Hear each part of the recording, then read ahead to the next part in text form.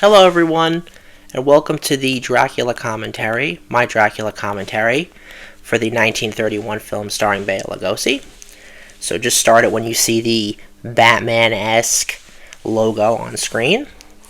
And yeah, so today we're going to be talking about this film, one of my favorite films of all time.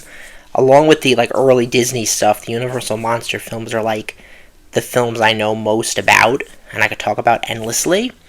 So, yeah, I don't really know if I'm going to be doing many of these. I might do one of these every Halloween. It would be fun to talk about a horror movie each Halloween season on this channel and do a commentary for it. But I don't know, again, how much I really know. Maybe I'll do a Lugosi film every Halloween. That would be fun. Like, next year I could do White Zombie or something. But anyway, this was 1931, so this was the year of the screen villain.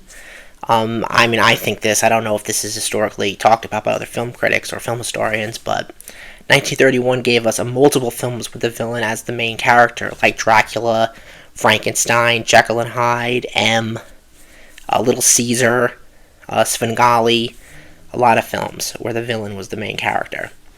All the stuff in this movie, the matte paintings, are just incredible.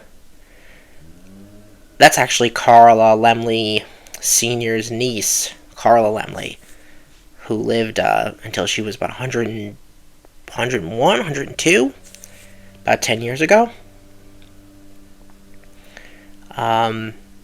Yeah. So this film, of course, has been restored to hell. I don't know what version I'm watching right now. I'm just watching this on my phone while I record this on my computer. Nosferatu is the better film, but I don't think Count Orlok is as cool as Dracula. I think Lugosi's Dracula is the best of all the Draculas. But they are so distinctive, the two performances, and I do recommend, if you haven't seen Nosferatu, to watch Nosferatu, because it's a great movie. It's a better made film, but nothing is more iconic than Dracula from 1931. This is the most... Oh, there's the fucking Psycho. It's not there yet. This is from 30 years before Psycho, but that's where, over that hill is where the Psycho house would be, decades later. The Universal back lot, which they don't have the Phantom stage anymore. They tore all that shit down. But they filmed everything here. This was a big gamble. Oh, there's Dwight Frye, of course, because they didn't have supernatural horror movies up to this point. And I do think that Dracula, the film, is probably the most important horror film ever made, with the exception of Caligari or something, of course. But at least for American horror film genre, this is the most important film, because it really did start it all, because Frankenstein came out right after. But Lugosi's performance as Dracula is the most influential performance in the history of horror cinema, I think, anyway. I think it's so important. Also, this guy here is a terrible fucking actor. Count Dracula! The castle! No!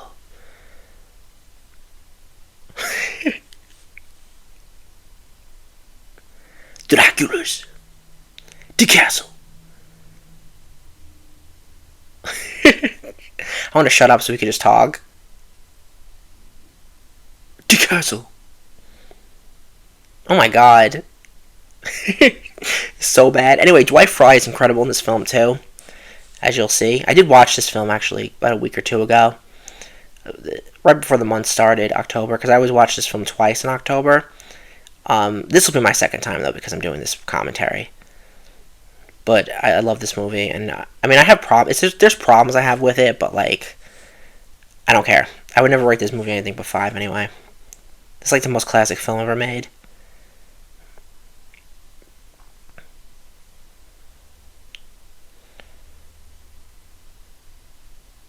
All the shots of that, so badass.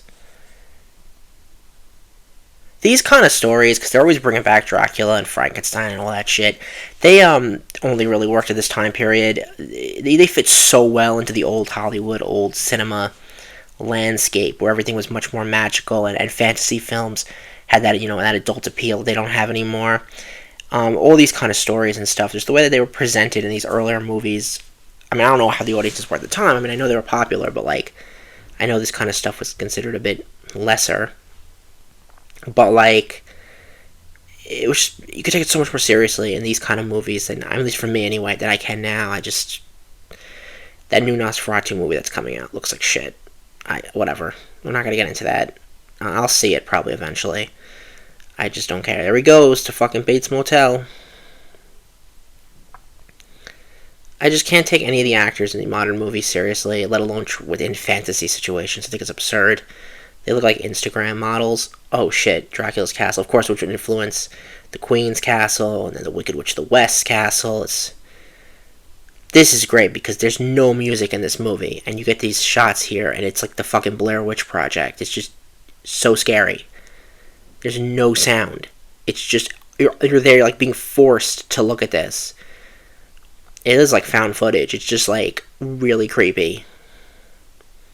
That's badass as fuck. That is so fucking cool. They couldn't use rats in this movie because they didn't like it. It was too dirty or whatever. Carla May or whatever didn't like it. Yeah, this stuff is weird. That doesn't. I don't. Is that a bee? Whatever that thing was, I'm not really sure what was going on there. I think that was a little bee coffin. I think it's supposed to do with like this the cycle of like drinking the blood and stuff, but I'm not sure. It looked cool, but I'm not really sure how that bee got a coffin. If that was supposed to be a little bee anyway, I don't know. Yeah, this stuff is so fucking cool.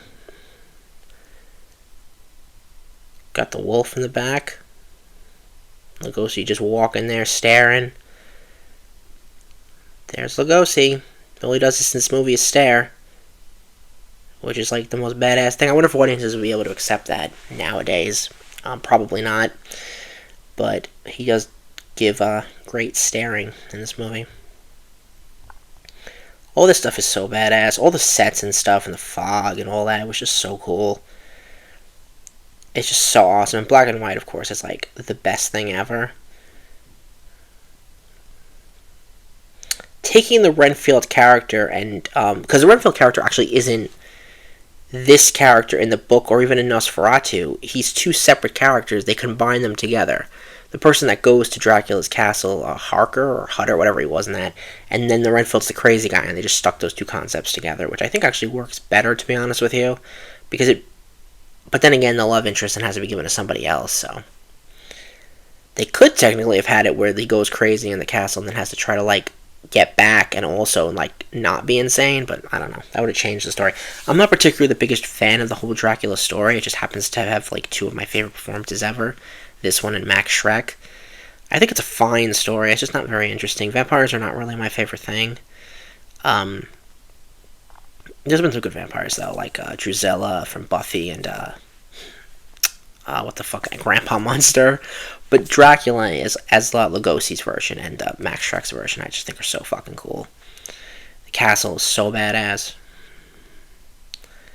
It's awesome. This film has just influenced like everything. Imagine seeing this when it came out, and also of course Lugosi was considered a sex symbol back then. The bat on the string. That's classic. So awesome. I only really started watching these movies about 10 years ago, and becoming like a super fan of them. I didn't really watch them as a kid. I knew about them. I was pretty fortunate because I really don't have nostalgia. Everything I watch, I like now completely different. Like if I saw it when I was younger, I can reevaluate it and like not like it if it doesn't appeal to me anymore. And this kind of stuff, this horror movies and older movies in general, was something that I came to a bit later, which I liked because not that these things would have dated had I gotten older, but you know, it's cool to evaluate things now, and watch things and appreciate them now, especially with all the context of how many things this is, ripped off this and movies of the day. So I think the top of that is a matte painting. I don't know. I'm not sure, but I think so. That's huge. That's badass. Of course, there's the Spanish version of this film. Those are probably his wives, maybe, I don't know. But that version I don't like because it doesn't have Lugosi in it. I don't really care that it's technically superior or whatever. Actually, to be honest with you, this, Frankenstein, and The Mummy, which were the first three, they all have a certain feel to them that when you get to like The Invisible Man, which is probably my favorite one of these, I really like The Invisible Man. I think it's a great movie. That movie feels like it was made like 10 years after this. Like they've just advanced so much, but this is still amazing, and that's awesome in front of that spider web. Here he comes. He's going to say some of the most famous lines in the history of cinema.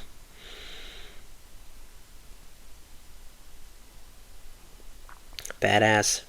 This whole video is just me saying badass.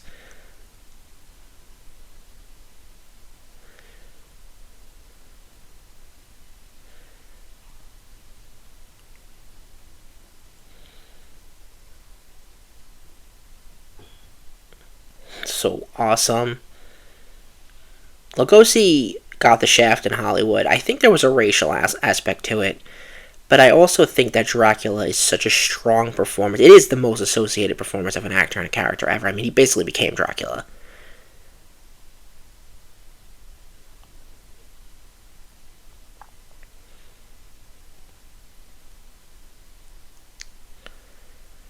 It's like, don't worry, I know what to pause when he says the badass line. Every line he says in this movie is badass, but those are the famous lines, of course. Despite it. Alright, anyway, this is when he goes through the web, which is badass. Count how many times I say that. I think they do that in Dracula Dead and Loving It, which is an underrated film. People don't like it, but I think it's very funny. And it also knows about this in Nosferatu and the stupid Coppola version. But anyway, Lugosi did get the shaft. He only played Dracula in this and Abbott and Costello, which is ludicrous because it was so popular, this movie, and especially when they re-released it in '39, it was like just as popular that they could have put him in a series of Dracula films. That would have been awesome.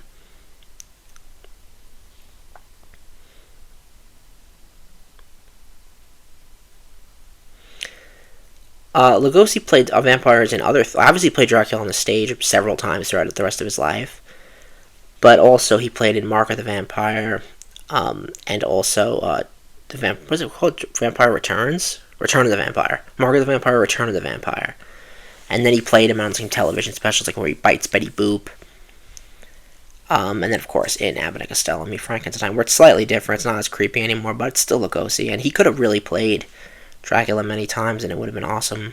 Just how I feel like Michael Keaton should have played Beetlejuice like 8 times. He was supposed to be in Dracula's Daughter, which was gonna be a prequel directed by James Whale, where he goes to like hell or something. Boris Karloff like turns him into a vampire, which probably would have been a better film than this if that had been made. And he was also supposed to be in The Wolfman versus Dracula, which was going to be the first versus movie after Frankenstein meets the Wolfman, which would have been in Technicolor, but I think they put that for the Phantom of the Opera remake with Claude Rains. Yeah, I know a lot of shit about this. This is like the easiest shit to memorize when you're like a fucking nerd. But I do actually really like Lugosi, and I think he was a good man, and I think that he also always gave his movies 110%, like The Devil Bat, or like The Ape Man or something, or even Bela Lugosi meets a Brooklyn Gorilla. And I think that he did a great job, and he didn't always play Dracula, obviously, because they didn't give him the chance to, but I mean, the roles he played were really awesome. Excellent.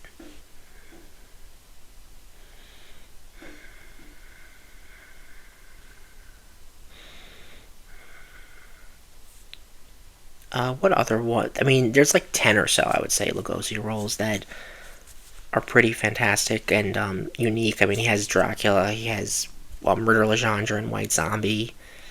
He's got the character in Murders in the Rue Morgue. I forget his name in Murders in the Rue Morgue. Dr. Miracle.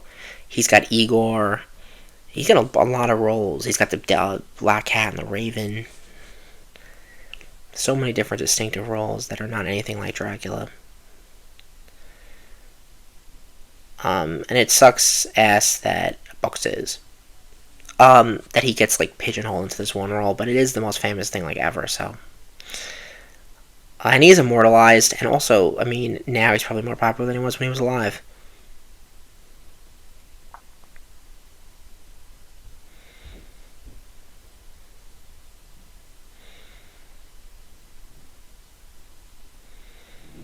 It's like he's trying to speak human, which is also what Karloff does in The Mummy. They're basically all zombies in these movies. I mean, even if they're not zombies, they're all zombies. They're all undead creatures. Like, he could barely talk. It's like he's trying to figure out how to speak like a human being.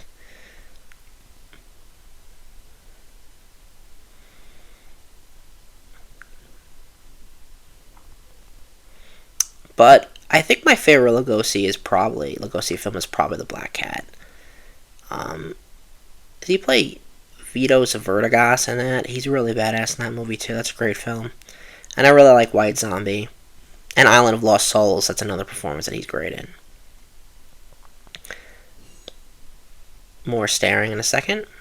Hell yeah, the spotlights that don't really touch. They did a better job with the spotlights in Svengali and the Mummy. But in this one, it's still fucking cool.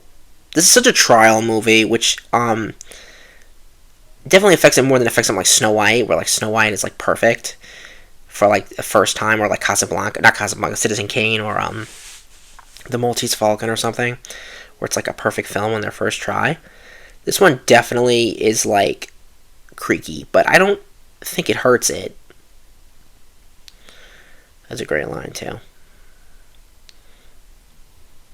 But yeah, Dracula, the voice and everything. Also, actually, in Frankenstein Meets the Wolfman, where Lugosi play. That's a great movie too. We played the monster. That's what mimics the Frankenstein walk, because he was supposed to be blind, and they cut all those parts out.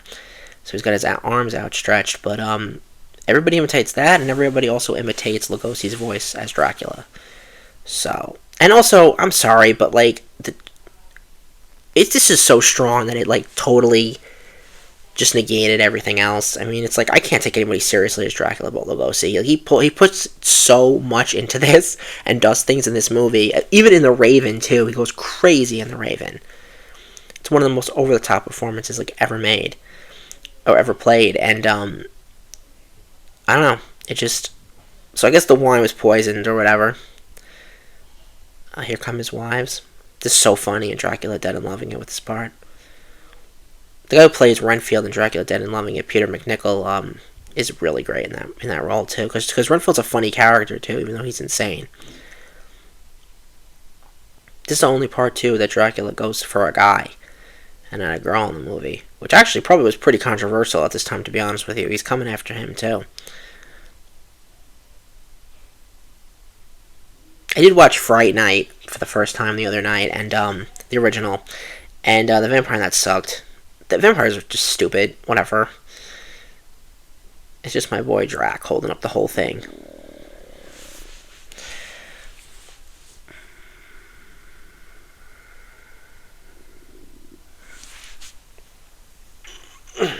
Okay. I'm getting creaky here too myself. Yeah, it's pretty cool. The no music, you would think, would be more of an issue than it actually is, but a lot of these early movies, these horror movies have like, that's so cool, they have no music in them. It just adds to the creep factor. And I don't even really notice it anymore. I've seen these movies so many times. Like, you just have to watch it, and obviously I'm talking a bunch, but like, yeah, you never see him actually bite anybody in this, nor do you see any blood in anybody's neck, nor do you see any pinpoints in anybody's neck, or do you see any fangs. And it's still pretty effective. And also, this is just stock footage from an old silent film of the people on the boat. Yeah, this is not even from the same movie. I think they just changed the speed. I don't know how much more stock footage. I think the shots of the moon are stock footage. But you don't even see the transformation, like the moon, full moon in the Wolfman. So there's a lot of things you don't see in these early movies that you don't even know. That's also fucking so cool. Holy shit. I always just want to do that with my hand.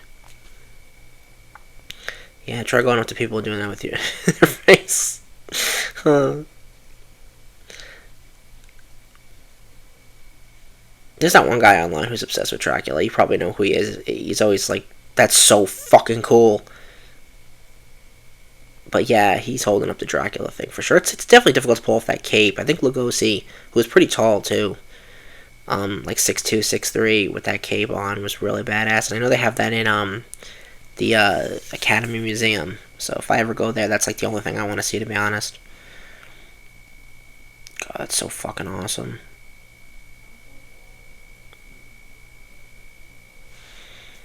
I mean, would I have wanted to see a bit more in this?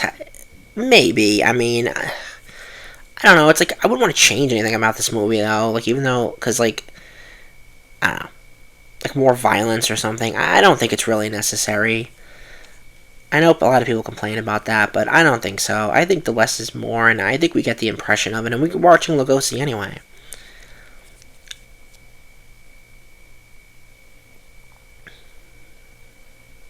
That's cool.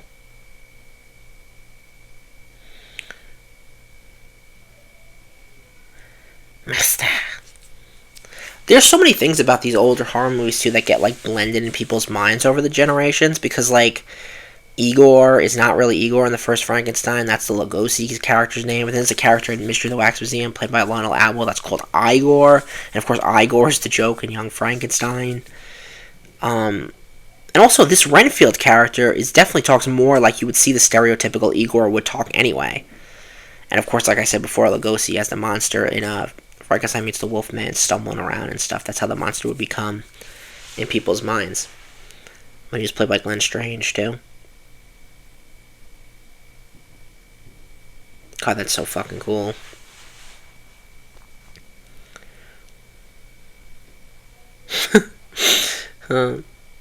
So, this is the end of the stuff that's pretty creepy.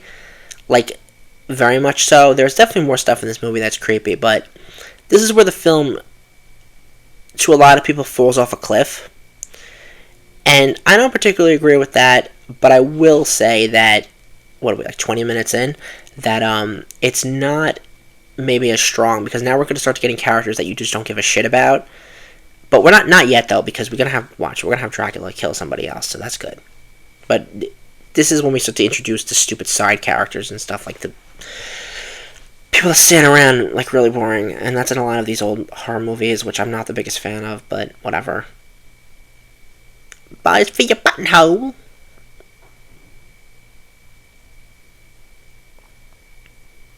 Some Jack the Ripper shit.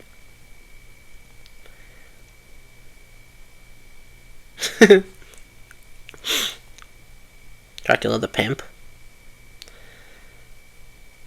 Good thing nobody else was walking by.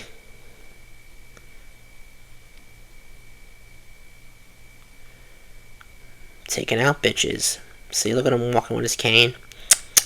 That's badass. NECA did that figure of him with the cane. I have that packed away somewhere. I have all the Draculas that they did. Well, except for that one head knocker thing or whatever. That thing looks stupid. But NECA did a great job with all their Lugosi's. The sculpting on his face and all of their figures of him is just incredible. Because Universal doesn't have the rights to use his face. So you'll see him in the theme parks and it will be just like some guy. It's like, unless it looks like Lugosi, I don't give a shit. Okay? That's not Dracula. It has to look like Lugosi.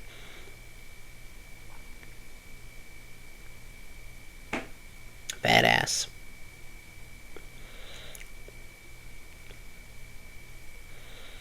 So this movie is supposed to take place in 1931 when it was released. It's weird. They had no, like, continuity at all in these movies with time periods. And, like, Frankenstein takes place in 31, but then Bride of Frankenstein is a period piece, even though it's supposed to be a sequel. So it just doesn't make any sense. Like, same thing with the Wolfman and, like, Frankenstein meets the Wolfman. There is no continuity with time periods in these movies. It's weird why they had to ever set them at all in our current, well, not our current time, well, the current time when the movie came out. But I'm thinking it's because they thought audiences probably couldn't handle it. If it was an old time period piece, I'm not really sure, but now, of course, these are 90 plus years on, so these are period pieces anyway. Okay, here comes our terrible fucking characters. David Manners, who's not a great actor.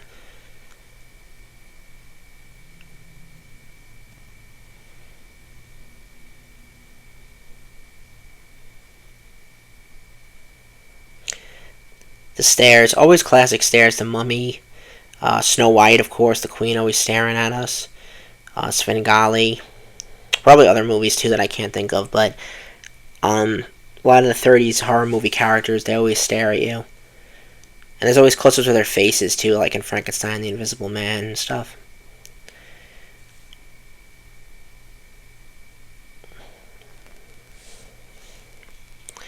I thought this was funny, because Lugosi looks so tiny in this. Because of the way they're on their platform or whatever.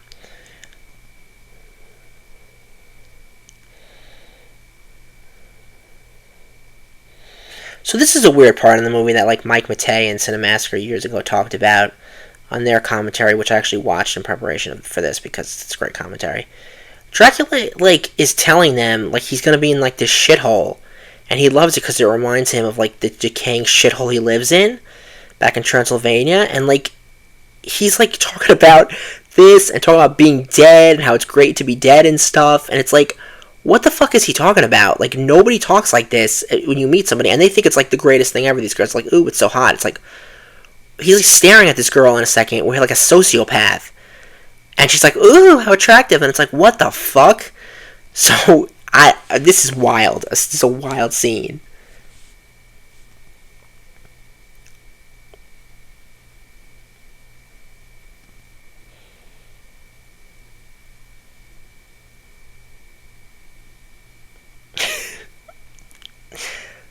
This girl's into some crazy shit.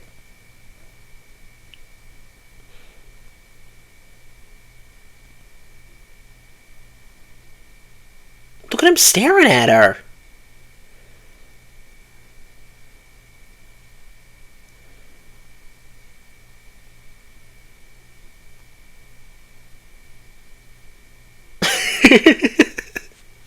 What? Why is he talking?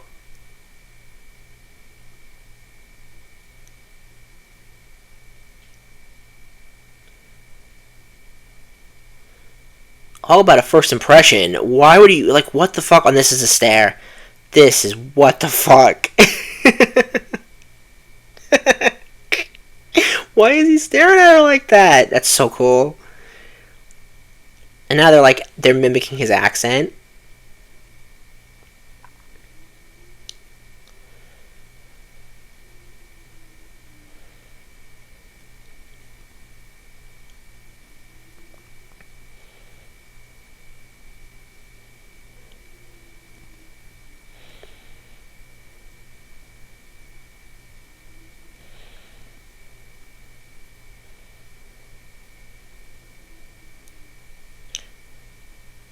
There's a bat, of course, behind them. The lamp makes it look like there's a bat behind them, which I think is pretty cool. That's a good, not subtext, whatever the hell it's called. Foreshadowing. I forget what the hell, I can't even think of the word. Subliminal messaging, or whatever. Um, yeah, she thinks she wants to fuck Dracula.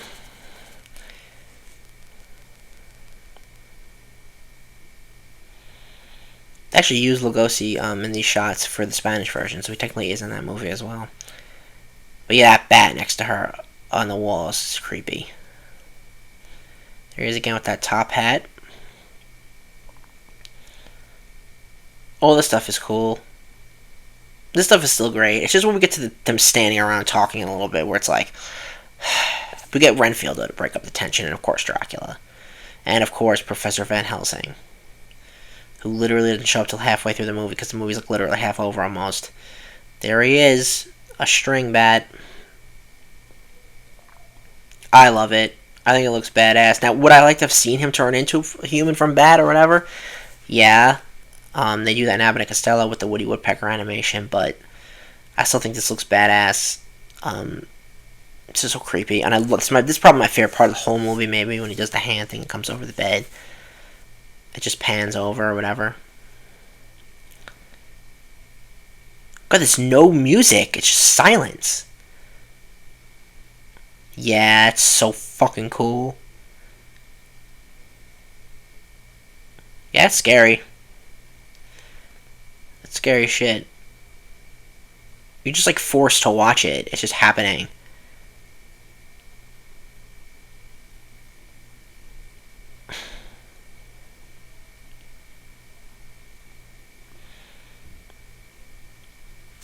And then of course we get our Van Helsing, who was in this, who was in The Mummy, and in Frankenstein. Or Frankenstein and then The Mummy. All three of the originals, back to back to back.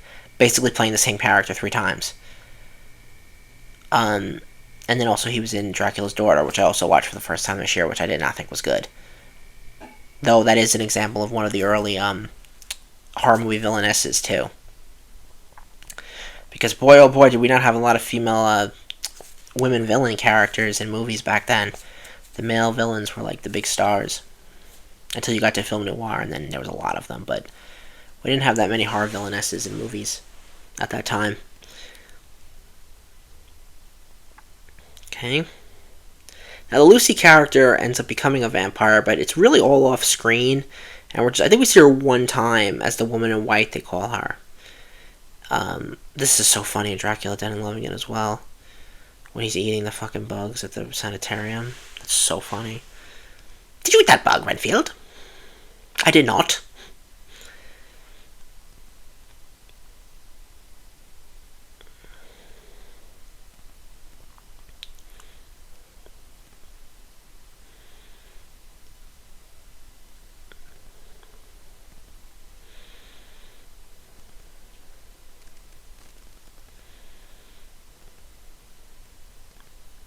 So he's supposed to be like a. It's supposed to be like a blood chain or something. You know, spiders. He feeds the spiders to the flies or whatever. The flies to the spiders, and then he eats them, and then yeah.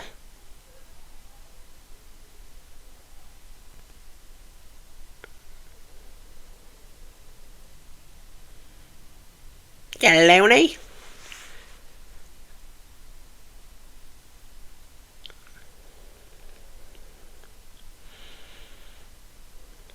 There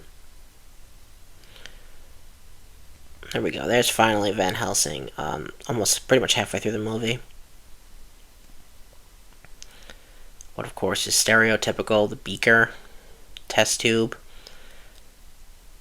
He does a good job, I think. I think the three of them, Van Helsing, which played by Van Sloan, it's actually kind of wild. His name is Van Sloan, but Nosferatu. No, him, Dwight Fry, and Lugosi, I think, are definitely the best parts of this movie. And I guess the one playing Mina is okay. She's pretty good too.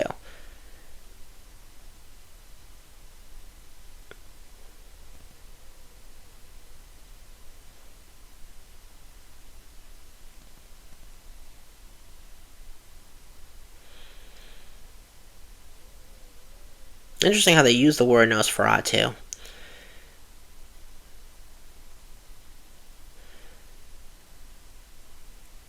Makes you really like think like they're in like also Nosferatu happened in this, like a different time. Like that's like Dracula from like the 1400s or 1500s or whatever. This is like the modern Dracula.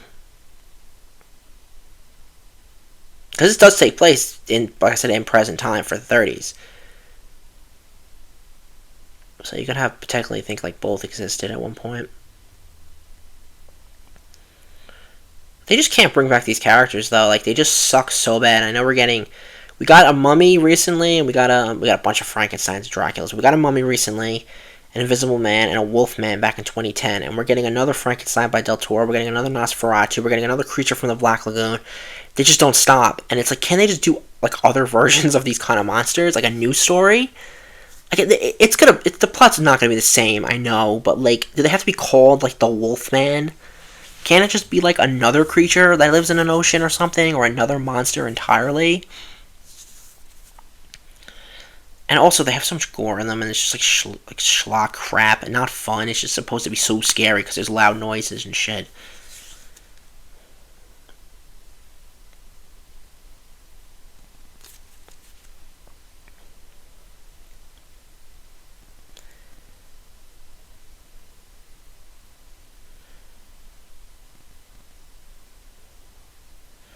Lugosi actually got paid a lot less for this movie than he should have gotten, because I don't remember exactly why. I think they got him over a barrel because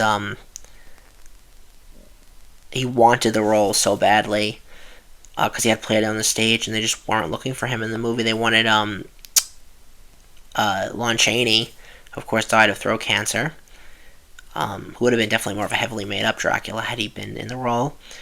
And then because he also the guy Todd Browning, who directed the film, who directed Freaks and films like that, and Mark of the Vampire, which actually was a Lugosi, which was the remake of London After Midnight, which is lost with Lon Chaney. But they couldn't get him. They couldn't get Conrad Veidt. That's badass. Is that Dracula though? No, it's not. I don't know where those wolves are coming from, because maybe that was the Lucy girl. This is kind of stupid though that we don't get to see him come out of the thing, and it just pans over to the wall and then pans back. And I think they use that same shot twice. But anyway, they couldn't get Conrad Veidt because Conrad Veidt didn't understand the language. He was from Caligari and Casablanca and stuff. So they got Lugosi. And of course, it seems like the most obvious thing in the world now, but they really didn't want Lugosi. And a lot of the cast members didn't like Lugosi because he took the role so seriously. And it's like when you watch the performance, like, would you have wanted it any other way? He's crazy. He's crazy.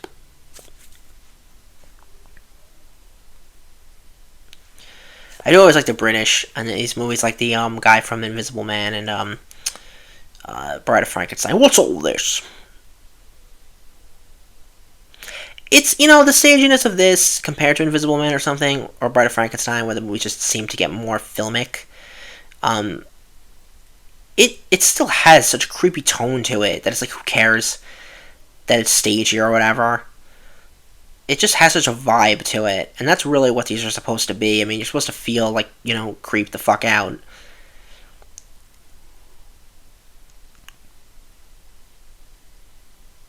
Spiders?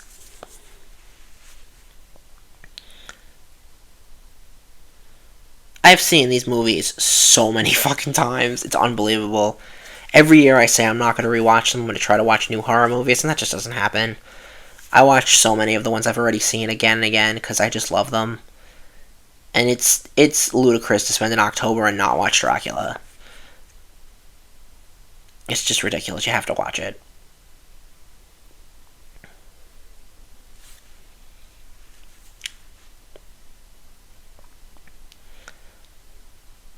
Mister. If you haven't seen Dracula Dead and Loving It, though, I highly recommend it. It really is great, especially if you're a fan of the Renfield character. It's very funny. Definitely worth watching. And I think Leslie Nielsen's good. Master. And Lugosi standing behind a tree.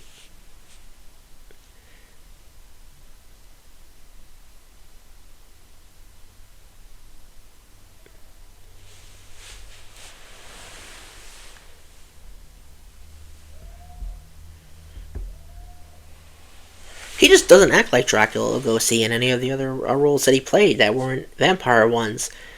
And even in the other vampire ones, he didn't really seem like this Dracula. This was just a very specific kind of performance that he gave. Because even like White Zombie, it's just so different.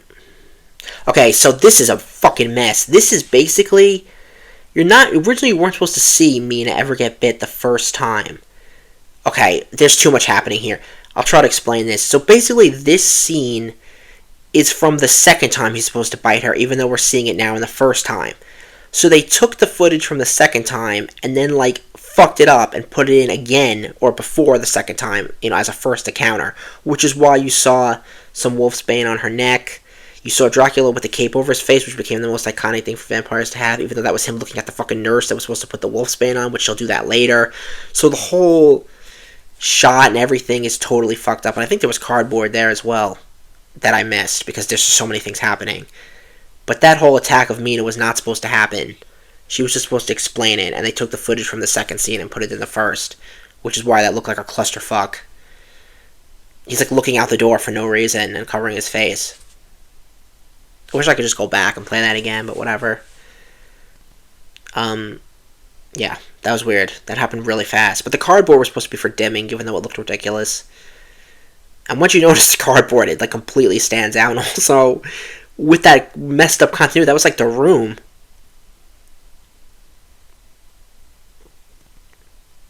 They do explain a lot of what Dracula does in this besides showing it, and I actually do think the explaining of it is very creepy.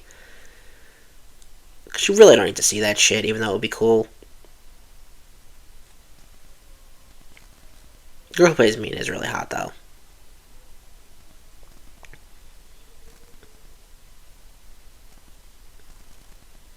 Gotta hate him so much. These characters suck ass so bad. He's such a wimp. He was with, he was in The Mummy, David Manners, with, Dwight Frye. Not Dwight Frye, with, Edward Van Sloan. And then also he was in the, Black Hat with Lugosi. Which, the Black Hat is also, the best one. That's a great movie.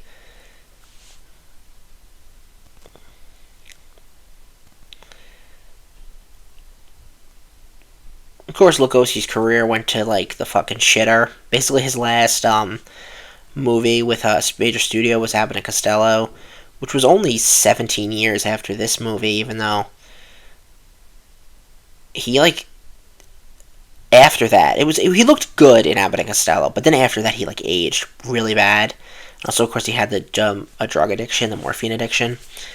But then he recovered from that, and right before he died, and he was making those Ed Wood movies, which were terrible, but also iconic as fuck. And then, of course, the last movie he ever made, which was after he died, it came out. They just used footage for like a film called The Glue Goes West, and then which was in the Dracula cape, in a cemetery. That's pretty funny. Who did this, Count Dracula? But anyway, he made Plan 9, of course, which is his last film.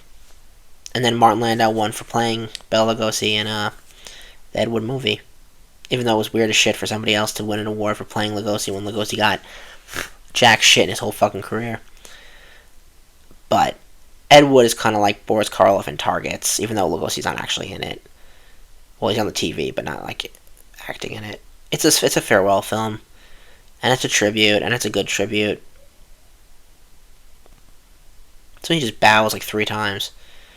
Van Helsing. How does he do this with his face?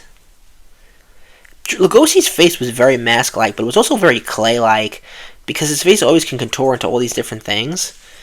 Especially in The Raven, where he's like laughing, his whole fucking face is all like twisted up. This is a funny face he makes after David Manners gets pissed.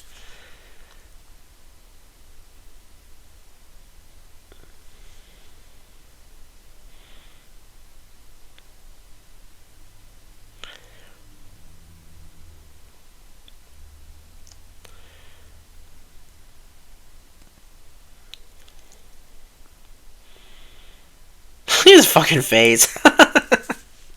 Huh. Good, the classic mirror scene coming up, of course. They didn't do that in Abbott and Costello. He does cast a reflection on that, which I thought was kind of stupid. They couldn't just get that one detail right, but whatever.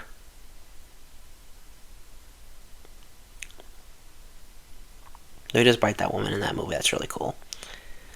What the hell was I talking about? Oh yeah, Abbott and Costello, Ed Wood. Yeah, there's a guy named Todd. Todd, is it Rhodes? No, it's Gary D. Rhodes, who writes a lot of books about Lugosi. I think he's got probably 30 books on Lugosi, basically, just every aspect of Lugosi's life and career and stuff. And I have a couple of those books, but they're really great and they're really informative about Lugosi's life. He was just a cool guy that wanted a better career for him, so wanted different roles, but got stuck in the horror genre, and of course just ate that shit up because he is so different from Karloff or Lionel Atwill or any of them. He's a very strong personality. This, of course, is the scene that when I watched this in school years ago, everybody was laughing. Just fucking slapped the thing out of his hand. Yeah, this is awesome. I love the little thing, the little monocle or whatever he's playing with. The Wicked Witch was supposed to have a monocle too in The Wizard of Oz, and they actually cut it out after she was Miss Gulch. I wonder if that was a Dracula reference, maybe, and they cut it. He just fucking bitch slaps this.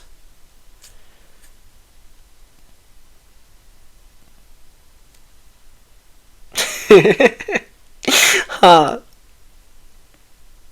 That's great. Such expressionistic acting, of course, and for this kind of a character, for the roles he played, it worked brilliantly. I mean, he was playing these fantasy characters, so this kind of exaggerated acting, I distrust mirrors. Dislike, distrust.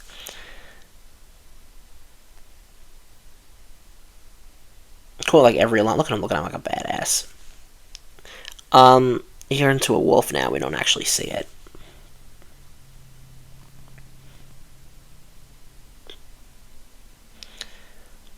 You're a wise man.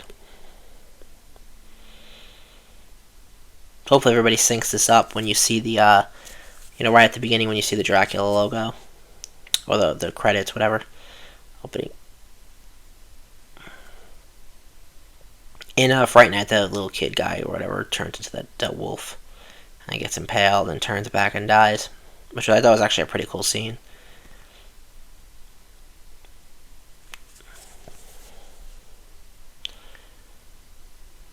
movie does like fly by though. I mean, it really does. It flies the fuck by. I mean, we're literally like 45 minutes into this bitch. It goes by so fast. But it's awesome seeing this at night in the dark and stuff, and getting into that Halloween horror mood.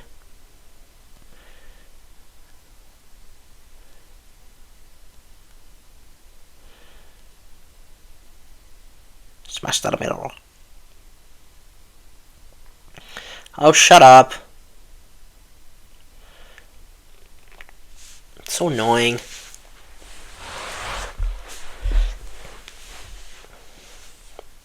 Universal would have been smart to have done like slightly lower budgeted black and white horror movies of all the classics again, instead of turning them into these big action schlock fests. And I guess they're kind of doing that now. They're scaling them back, but it's still not the same thing. It's the new Wolfman movie looks ridiculous. I'm glad Creature from the Black Lagoon didn't get a remake until after 70 years. As of course, if this one even happens coming up. Though I think it would have probably only been slightly good if it came out in the 80s. I still think they were able to remake things in the 80s somewhat competent enough. I fear the new Creature, that's badass. The new Creature from the Black Lagoon is going to suck. I don't know how the new Frankenstein is going to be. I know Guillermo's a good director, but I don't know. I don't know.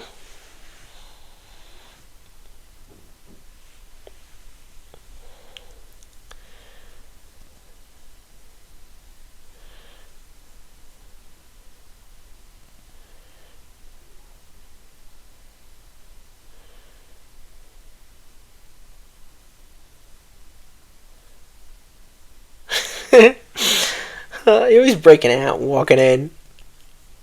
I love it. He's always walking around and shit. Don't even watch him.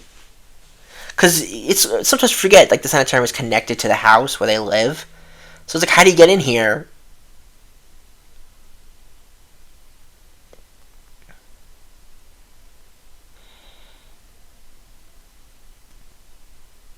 Dwight Frye, of course, would play in Frankenstein and Bride of Frankenstein as well.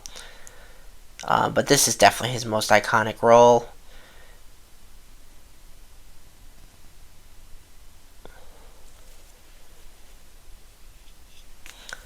He's just warning everybody, and they're all just like standing there like morons. Uh oh.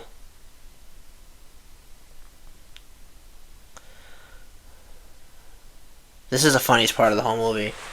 Dracula? I never even heard that name.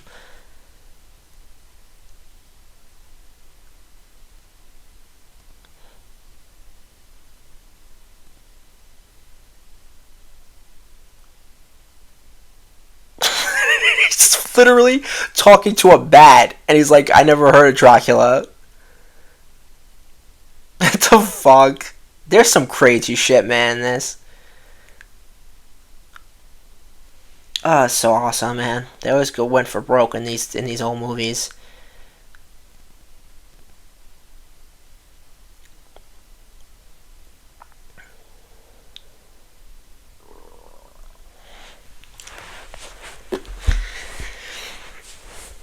This is when uh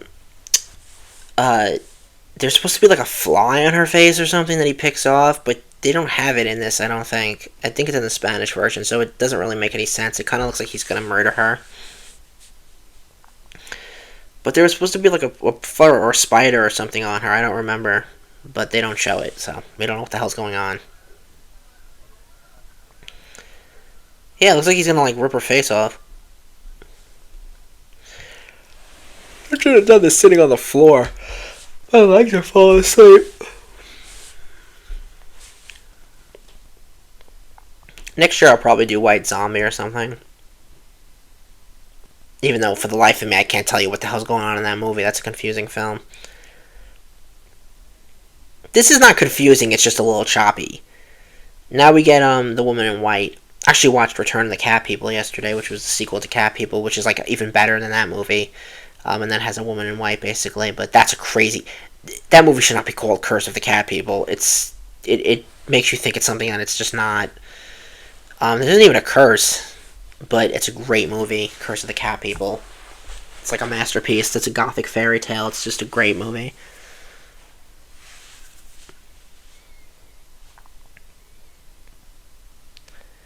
Yeah, so he got murdered or whatever, that kid, by the Lucy, who was turned into a vampire by Dracula. But we don't see any more of that, and we don't see Van Helsing kill her. He's just gonna say he's gonna do it, and then we don't see shit.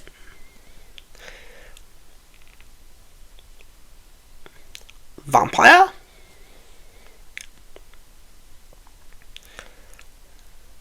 This scene holds, I think, without a cut for about 5 minutes. I'm timing it because I'm at 50, about halfway through 50 seconds. 50 minutes and 30 seconds. I'm gonna look when the scene ends. I think it's about 5 minutes of an unbroken take, which they did in movies back then, like in Lady Eve or something, the Master Shot. But this is definitely like, whoa.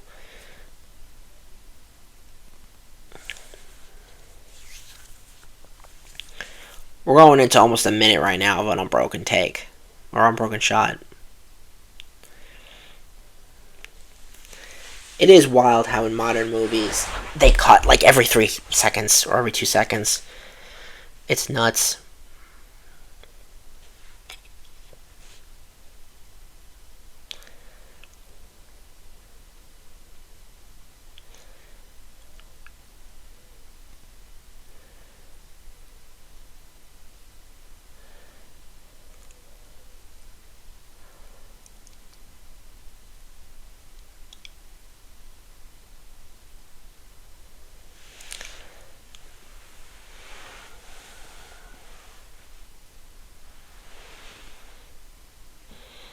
I'm not talking because I don't know. Well, I'm actually looking at the clock to see how long this is lasting, but also I'm not really sure what the hell I'm supposed to say at these parts. They're kind of just boring as shit. Um, they're not the worst though. I mean, it's like whatever, but I'm definitely not like, it's not really that exciting. It still hasn't broken yet, and it's been 2 minutes. It hasn't cut, at least that I could see. If I looked away at the clock and missed it, but I don't think I did. I think we're still going with this. They just suck. They're not interesting characters, but it has to do with this as like the story of Dracula is just not particularly interesting. Not really sure what else they could have done with this. I guess Lupita Tovar in the Spanish version is like her chest is hanging out, but other than that, they don't really do much with it. Yeah, we're almost 3 minutes of an unbroken take. Or unbroken shot, whatever, I keep saying both. Still going, hasn't cut. It's just tracking back and forth all over the place. This is still the same shot. They have not cut one time. We're almost 3 minutes in. Ugh, I don't know when it's gonna cut. Okay, cut. So it was basically 3 minutes of an unbroken shot. That's fucking wild.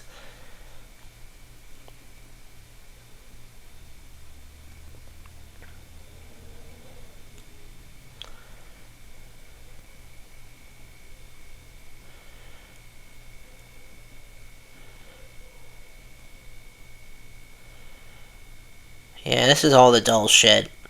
So other Lugosi films I recommend while we watch this nonsense. So he's gonna put the Wolfman on her, by the way, that when she goes to sleep, and give it to the nurse, which is the shot we saw before.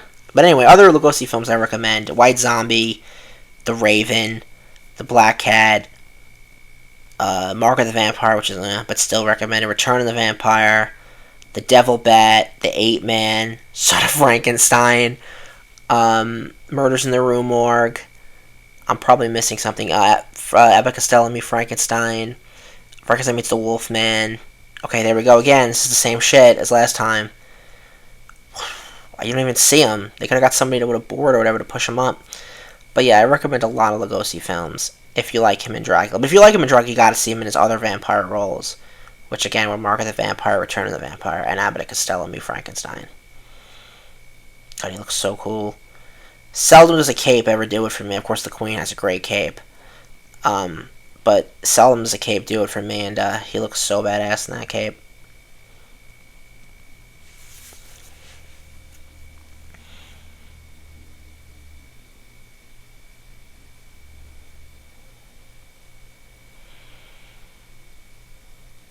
The Mummy is in a lot of ways a remake of Dracula, at least story wise.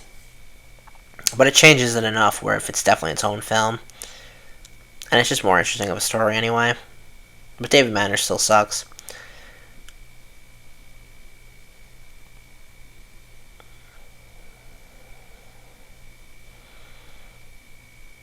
Dracula became such a parody, you know. Obviously, Count Chocula and the Count and stuff. These older movies have permeated so much in like the public's fucking like consciousness and like the public lexicon or whatever that it doesn't stifle the original movies, but I think it's like people with the Wizard of Oz. Like, oh, I haven't seen the Wizard of Oz. Like, how the fuck you not seen the Wizard of Oz? But it's like, oh, I know about these movies already. It's like you have to watch the fucking movie. Just because it's in popular culture doesn't mean you shouldn't watch it. He's fucking back again. This is like 20 minutes. There's a Dracula trailer, actually, a re-release trailer for this from the 50s. That's very funny. I think that's what I actually watched in school when I was younger in high school. That's what everybody laughed. It's like, rats, thousands, millions of them. But anyway, they become like parodies and stuff, and it's like you can watch the originals and really like they still work. It has a different. It's like Frankenstein. Like Frankenstein's such a popular image of the monster. You watch the original movie and it's like so surreal. It's like it doesn't feel like anything like the parodies that we've seen over the generations.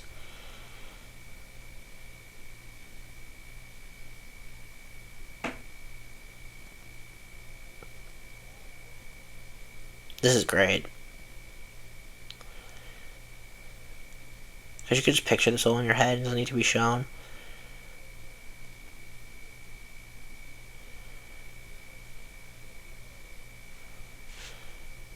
Thousands, millions.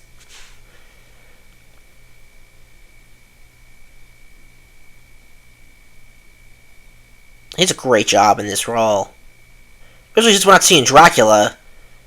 Thank God he's in this. This would be like unwatchable. Rats.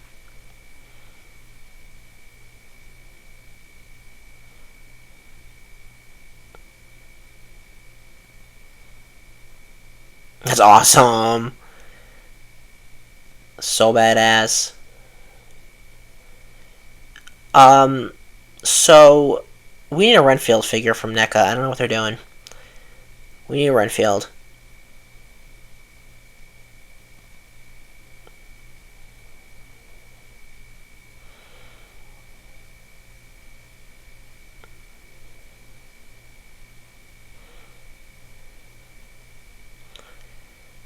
Alright, we're gonna have a confrontation pretty soon.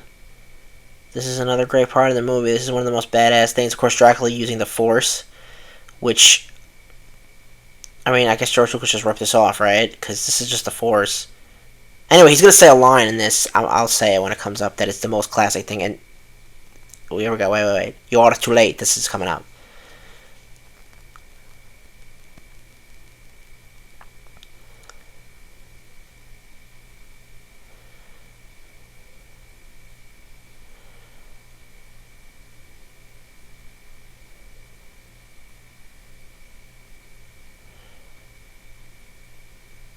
That is the most classic line probably ever. Ever. It gives me goosebumps.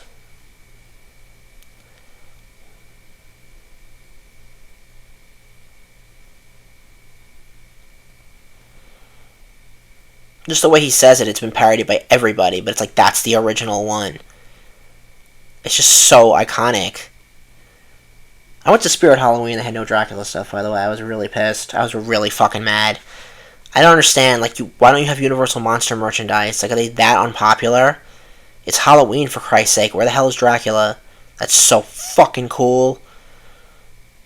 He had big hands, Lugosi, too. He actually had giant hands. That looks really badass, though. Come here.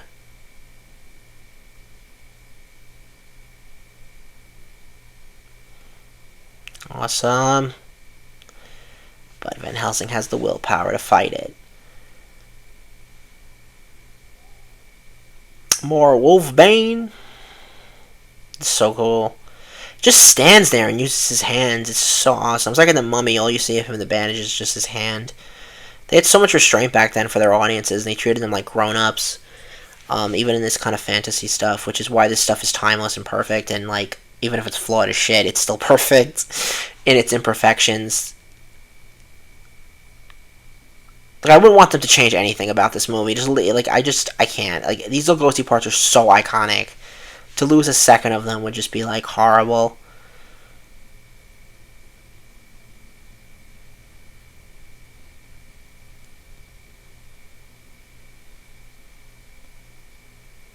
That's so cool. It's hard to. I mean, Dracula's such a great performance by Lugosi. It's hard to say what the best Lugosi is, but this is definitely up there for sure. It's definitely his most iconic, of course, but Igor's also such a great performance. Oh my god, it's so creepy. And I just love Murder Legendre and Vito's Vertigas too, and Dr. Miracle. I love them all. The other guy from the Devil Bad, he's great too. Lugosi is pretty much the only person, like, if I had a time machine and I could pick a famous person that I would want to go back and meet, I really do love Betty Davis. She'd be really cool to meet too, but I really would probably just go back and meet Lugosi. And I would definitely want to tell him how much he's, like, been admired over the years since he died. Because he died in 56, so he's almost dead for 70 fucking years. And he was in his 70s when he died, so he's, this year, actually, on the 20th, he's going to have been, if he was, of course, alive, which never happened, he would be 144? No, 142 this year. Had he still been alive. So he's up there in vampire age. Not too much, but he's like a baby vampire, but 142 had he still been alive. Which, if anybody was going to still be alive, it would be Lugosi, pop up out of his grave. Died so long ago. This is a cool scene, too, where she becomes the vampire. The movie's almost over. Yeah, she looks good in this part. I like it. But yeah, with the exception of, like, the Queen, the Wicked Witch, there's not really many, like, famous villainesses. Bride of Frankenstein. She's not really a villainess, though. She's just, like, a victim. But, like, monsters and stuff from that time period that are women. It's really, really difficult to pick some besides those. And of course, we don't associate really the Wicked Witch of the West or the Queen with horror, even though the Queen is a horror movie character, and the Wicked Witch is pretty much, I mean, she's just like, she's a witch. So it's like she could fit perfectly in with the other monsters, too. There's such great parts in this movie that you just, like, totally forgive. Like the adrenaline rush after that Dracula sequence can just last forever. For the confrontation sequence. It's like a high. The ending of this sucks. It does. It's really anticlimactic. But it is cool to see him sleeping in his coffin. There he is. That's a little bat. Yeah, like in Fright Night, too. I'm referencing that so much because that's what I had just seen. But, like, you get, the bat, like, jumps on his fucking face or whatever. You get, like, all this kind of shit that you just don't see in these early movies. Though you do see more in Nosferatu than you see in Dracula, which was 9 years before, so it's really just like this. It's just these American ones, but the idea of supernatural horror was a big gamble. There were several big gambles with fantasy, which is always weird because they didn't make movies for children back then, even though kids really did like fantasy, of course, but they made their movies for everybody. So there was always an adult appeal in these movies, but like Dracula or Snow White or something, they had to like really get over this hurdle. Like, is the audience going to be able to take this seriously? Like, how are they going to take it? Are they going to be able to accept this kind of stuff? And Dracula, of course, was pulled it off in like spades or whatever. Audiences flocked to this shit. They loved it. And, yeah. Because I do think that horror should pretty much be fantasy, supernatural. I don't mind psychological stuff, too. But I don't think we should be like, the audience can't accept fucking supernatural shit. It's like, just grow up. They're fantasy films. Their movies are not real.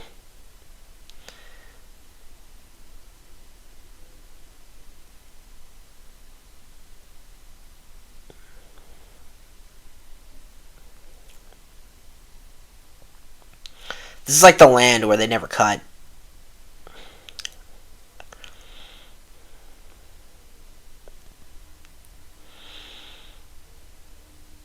In Fright Night, mentioning it again, the female character in that movie, the woman character, whatever, the girl, is the way they victimize her is very strange, and I'm not the biggest fan of it. I think it was a little bit too much. I think in these older movies, I think that the theatricality of it, I can buy it more. But like which is the exact opposite of probably what most people feel. But I just don't. I don't know. Suppose somebody gets like shot by a cannon.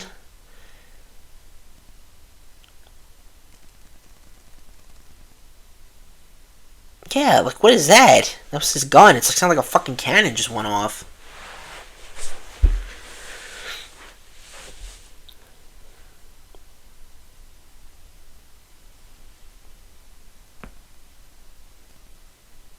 Yeah, he's crazy. They're all crazy.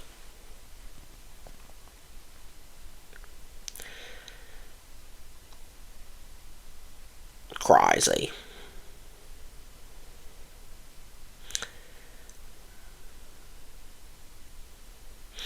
Not particularly sure how they could have ended this film better than they did.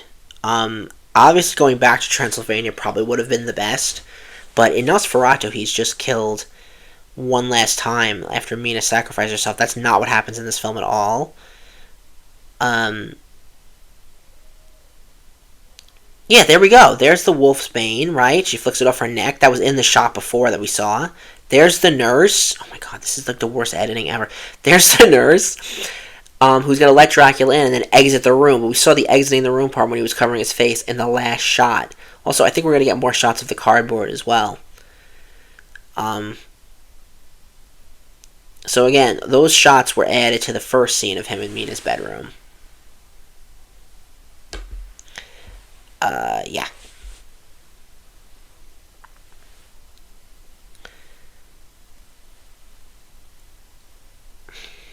I don't even know what's happening right now.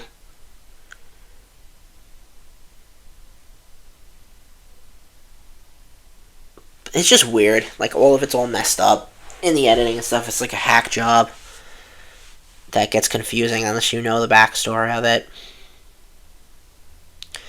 Because now she'll let him in, and then he's going to go over to Mina again. And we're not going to see her exit the room, though. He's going to see her. See? I think she's over in the side. I don't fucking know what's going on. There's the cardboard again.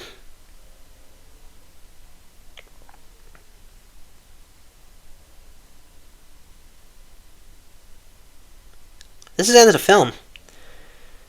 Why Dracula now is met? But I thought they knew he lived in Carfax Abbey. See, this is where it's going from like 0 to 60. Doesn't Dracula know that they know that he lives there? I guess he's just pissed that Renfield lad. I don't know. The whole ending of this is just ludicrous. But again, there's some cool shots of Lugosi, and of course he's gonna kill Renfield, which is badass. Yeah. And this also looks like Dracula's castle, so I'm just assuming this is Dracula Castle set that they shot these parts on, even though it's supposed to be the Abbey as well. I'm wondering if this was supposed to be them returning back to Dracula's castle. I think so, and I think they just fucking didn't do it. Even though it's supposed to be the Abbey. I'm not sure, really. I don't know why this looks like his castle. Master! Renfield, you son of a... That was at the end of Dracula Dead and Loving It. You asshole!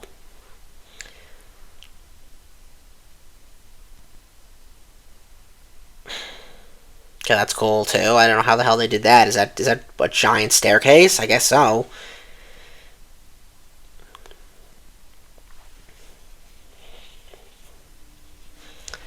Can't believe this movie's an hour and 15 minutes long. It's crazy.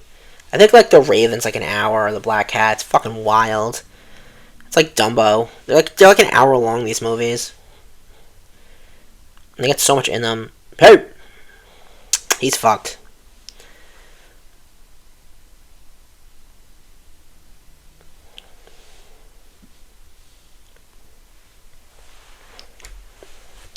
I do like that they made Dracula's daughter like take place right at the end of this, but like This also doesn't make any sense because Van Helsing's supposed to say some rights over Renfield's body, but they cut that part out too. And they use a stupid dummy of Lugosi, which is dumb. E.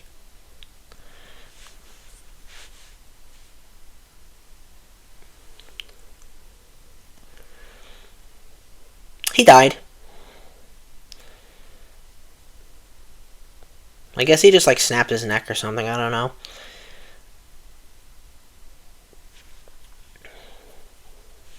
It's just not like the most interesting of endings.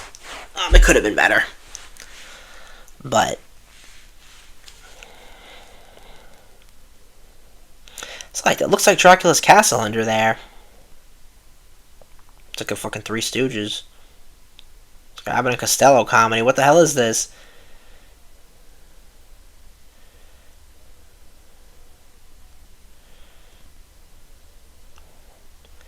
So they don't really like. Does Dracula like get destroyed by sunlight in this version? Is he weakened by it? Again, in Fright Night, he pulls the stake out of his heart. Like, how did this vampire shit even work? Like, only sunlight will finally kill him. But in this version, does sunlight officially kill Dracula like in Nosferatu, or does like he have to be staked through the heart? We just don't know. Because they don't use garlic in this; they use wolfbane. They use garlic in the Dracula Dead and Loving It. So they use that staking part when like the blood goes everywhere. This is cool. Yeah, seeing him in his coffin like that or whatever, in his crate or whatever is really cool. His box. Yeah, that's badass. I'll go a little longer after this and talk for a minute, so you can stop when it ends. You know, obviously, just keep the recording on for a little bit. It'll be a few minutes after. Okay, is she in there or not? She didn't even look.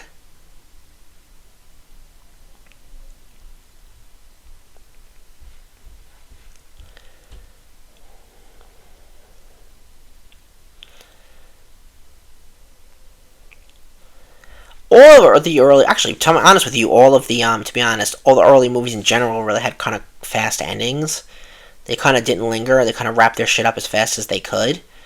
But this one definitely has like a really rushed ending, I think. He looks really cool, though, sleeping in his thing like that. She's not even in there. You should have looked before, you idiot.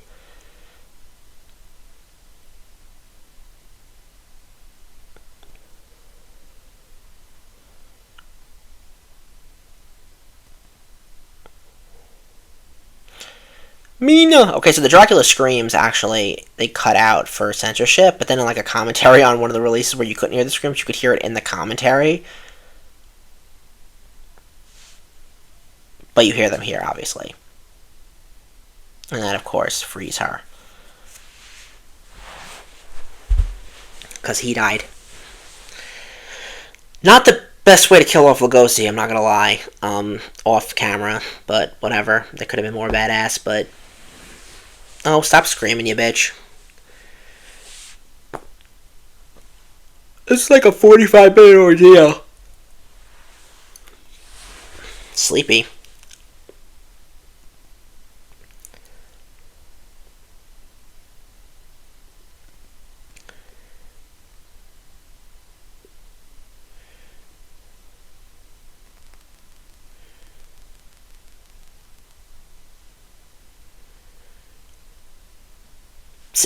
Why did he say that? It doesn't make any sense why he said that.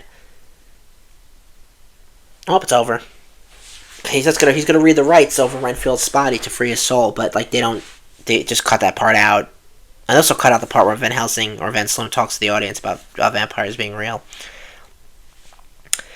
That's it. That's the universal picture. So anyway, that's Dracula, 1931. It's a messy movie. It frustrates me at times, but it is like the most classic thing ever. And I think Lugosi's performance is also one of the most significant performances in cinema history.